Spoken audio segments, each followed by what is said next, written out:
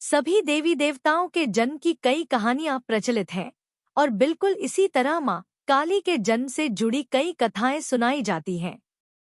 उन सभी कथाओं में से एक कहानी है जो सबसे ज्यादा प्रचलित है। बात उन दिनों की है जब एक शक्तिशाली राक्षस दारुण का अत्याचार तीनों लोकों में बढ़ गया था। तीनों लोकों में सभी इससे बहुत परेशान थे। सारे देवता दारुण के हाथों मात खा चुके थे।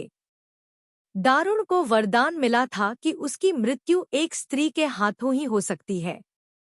इस कारण सभी देवता हाथ जोड़कर ब्रह्मा जी के पास पहुंचे कि वे इसका कोई समाधान निकालें।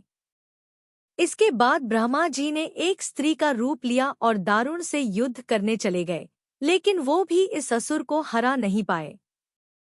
अंत में सभी देवता ब्रह्मा जी के साथ भगवान शिव के पास गए और उनसे प्रार्थना की कि वे कुछ करें।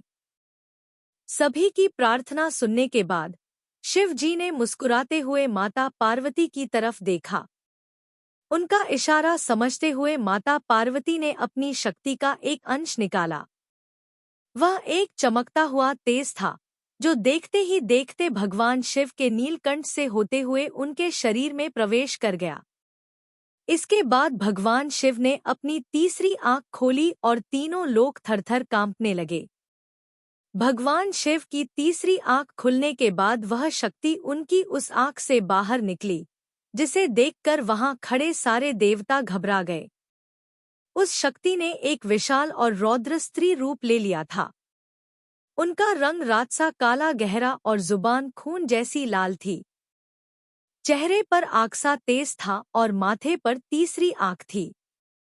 इस तरह राक्षसों को खत्म करने के लिए हुआ मां काली का जन्म। इसके बाद उन्होंने कुछ ही देर में असुर दारुण और उसकी सेना का नाश कर दिया। उन सभी दानवों को खत्म करने के बाद भी मां काली का गुस्सा शांत नहीं हो रहा था। इसके बाद उनका गुस्सा शांत करने के लिए भगवान शिव ने एक बच्चे का रूप लिया और उनके सामने आ गए। भगवान शिव को देखते ही मां काली का गुस्सा शांत हो गया और उन्होंने उस बच्चे को अपनी गोद में उठा लिया।